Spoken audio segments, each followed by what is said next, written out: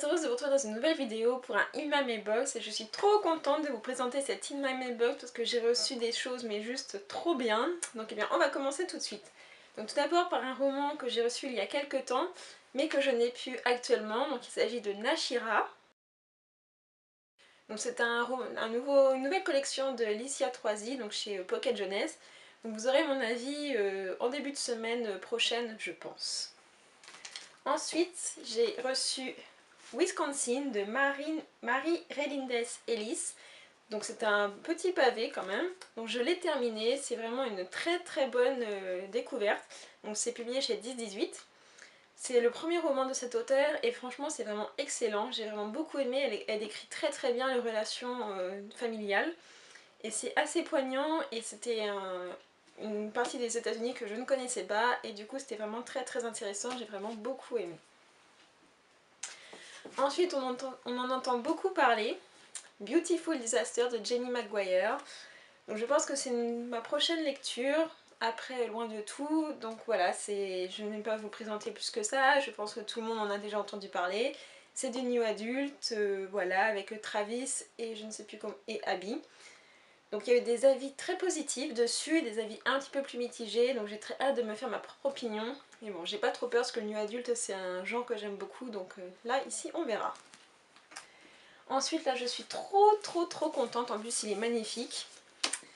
Into the Still Blue de Veronica Rossi, c'est la suite et fin de la saga, donc en français c'est Everdark et en anglais c'est Under the Never Sky. Donc voilà, j'ai très hâte de retrouver, je ne sais plus comment il s'appelle, c'est Aria et Peregrine, voilà. Donc c'est la fin, j'avais beaucoup aimé le tome 1, le tome 2 était dans la continuité mais un petit peu moins et voilà, j'ai vraiment très hâte de lire ce tome 3. Plus la couverture est juste trop bien. Donc je sais pas si vous voyez mais en fait là c'est lisse. Et là c'est tout rugueux. Ça fait un peu plus mat et c'est vraiment très sympa en hardback. Donc j'ai enfin terminé la collection. Ça rend très bien. Ensuite un autre roman que je suis super contente d'avoir reçu. La Symphonie des Abysses de Karina Rosenfeld. Regardez-moi cette couverture de ouf. Elle est juste trop belle. J'aime beaucoup la typographie aussi du titre. Donc Collection R nous avait demandé un petit peu notre avis sur cette écriture et je suis vraiment très contente du résultat. La couverture est juste sublime, regardez l'arrière. Ça donne envie de partir en vacances.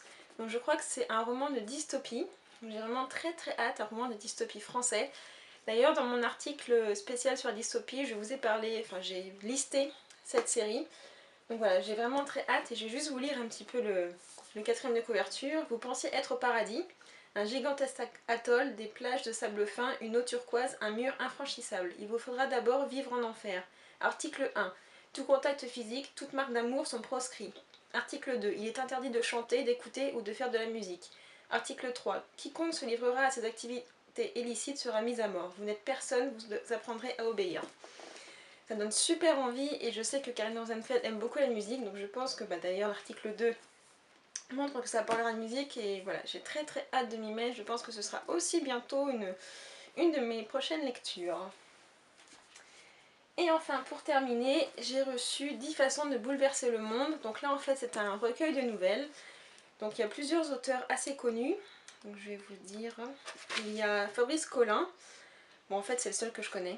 Les autres je les connais pas. Alain Grousset, Xavier Mauméjean, Laurent Genefort, Joanne Elio, Michel Pagel, Pierre Pelot, etc.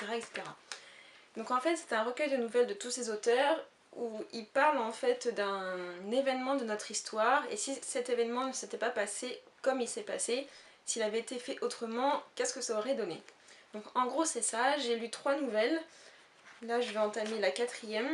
J'ai beaucoup aimé celle de Fabrice Collin, les 2 premières j'ai eu un petit peu de mal à accrocher, il y en avait une qui c'était sur l'Arche de Noé, l'autre c'était sur les Homo sapiens et celle de Fabrice Collin c'était sur Cléopâtre, Marc-Antoine et César. J'ai beaucoup aimé celle de Fabrice Collin mais les 2 autres pas trop. Donc je sais pas encore, il m'en reste encore quelques-unes quand même à lire donc on verra bien. Voilà, c'était mon In My Mailbox de cette semaine. J'espère que de votre côté vous avez fait de très belles acquisitions. N'hésitez pas à me dire en commentaire ce que vous avez reçu. En attendant, je vous souhaite de très bonnes lectures. Prenez grand soin de vous-même et à la prochaine vidéo. Salut!